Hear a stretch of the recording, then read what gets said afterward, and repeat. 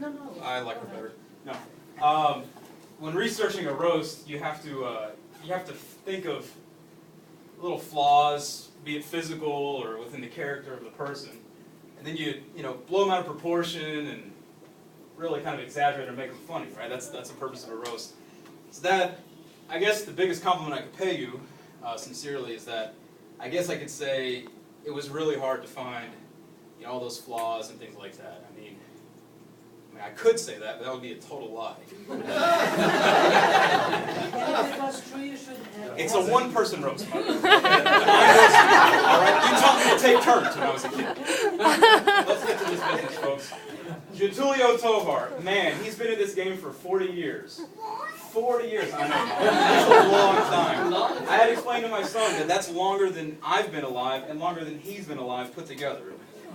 40 years. He came from Brazil 40 years ago with the hopes and dreams of talking to people, of giving them stuff to make them feel better about their problems. But in a surprise move, he left the drug cartel and became a psychiatrist.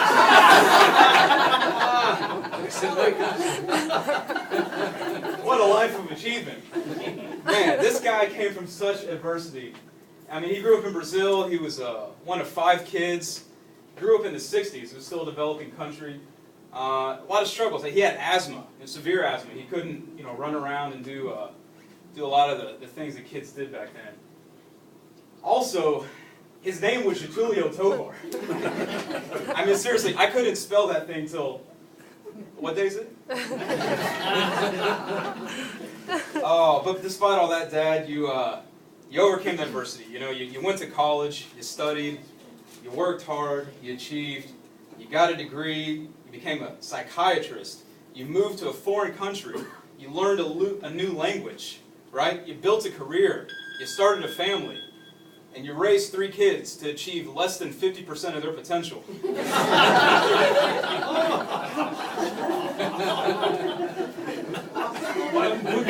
But I gotta say, Dad, your credit, everyone always asked me when I was a kid, they said, hey, what's it like, being, your dad's a psychiatrist, what do? You just, it must be nice. You get home and he talks to you about all his problems, or about your problems, and he helps you figure them out, and I gotta say, Dad, you never did bring your work home with you, did you? Oh, man, I mean, there's a big cultural disconnect growing up in Brazil and growing up in America. I mean, my friends would say stuff like, hey, my dad took me out and played catch with me and taught me how to play baseball. And I would say, my dad beat me 10-0 one-on-one soccer and taught me about emotional neglect. It wasn't all bad, though. I mean, Dad, you taught us about, music, about comedy, Woody Allen, Steve Martin. You're probably regretting that right now. You taught us a lot about cultural things. The importance of Bob Dylan in the '60s, and the Beatles' discography, and I guess you taught us what you knew. Matter of fact, soccer. He was my coach when I was a kid for a couple of years. He took our team. He was a mastermind. I mean, his genius not stop. He took our team to the state finals. We actually won a couple of them. It was brilliant. A lot of the parents said, "Hey, what's the secret to your success? We know you're Brazilian, but I mean, how'd you do it?" And he said, I'm going to channel my dad here. He said, "Yeah, well,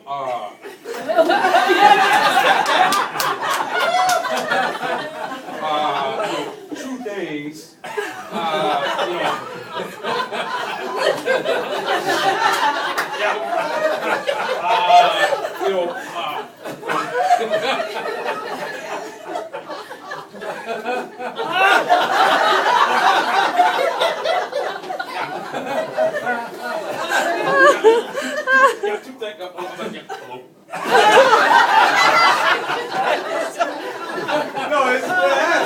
When confronted by all the parents, they said, what's your things? Yeah, 2 things, positive reinforcement and, keeping the kids hydrated. And by hydrated, he meant Gatorade. And by Gatorade, he meant Adderall. Oh, man. Getulio Tovar. I tell you. I mean, I asked him, I said, hey, Dad, why don't you teach me, why don't we go camping? Yeah, did you know that the Cuban revolutionary Che Guevara wore 3 Rolexes? with random useful data. Yeah, I know, thanks, Dad. with useful data like that, I mean, this guy would be a beast at Trivial Pursuit. Wait, he is a beast at Trivial Pursuit. I mean, playing this guy is like playing the Brazilian Rain Man. It's like, wait a second. Brazilian Rain Man. Rain Forest Man? I'll allow it. I'll allow it. Oh, man. So let's move into his career. Well, I asked him when I was a kid, I said, Dad, what's your job about? You're a doctor, but you don't do surgery. He said, yeah. Well, I help people. They discuss their problems. I analyze them. And I said, what does that mean? He said, well, like substance abuse. And as I was counting all the empty beer bottles around him, I said, well, I got the right guy for the job. I got the right guy for the job. They say great psychiatrists. One of the marks of a great psychiatrist is that he relies on his own personal great psychiatrist. He goes and has his own personal great. Dad never went. And never saw him, not once. I saw an old picture of him from the 70s. He, looks the same. He kind of like the, shorter cousin of Tubby Smith.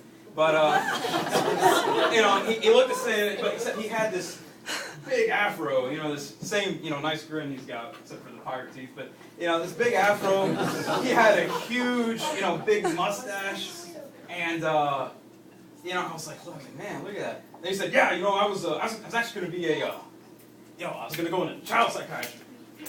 Yeah, I bet the admissions board took one look at him between his mustache and his afro. No, maybe different specialty. That'd be better, You can't win them all, Dad. It's okay. I've ragged on him a lot about, neglect and emotional abandonment and all these things that are actually true. And, but I got to say, I overheard him one time at a restaurant. He was saying, how proud he was of his 3 successful, well-adjusted, self-aware kids. And my first thought was, I knew you had another family. Oh, wrapping it up here, folks. You've been a great crowd. The secret to my dad's success. The secret to my dad's success. I asked him. I said, so what is the secret? He said, yeah, well, I get plenty of sleep.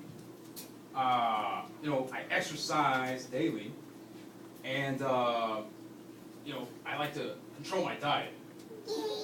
I said, that's true, but you also forgot the unhealthy emotional distance you've had from your wife and your kids.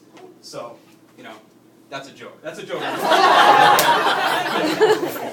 If you're not laughing, you're cold, soulless, and calling the boys. I knew it!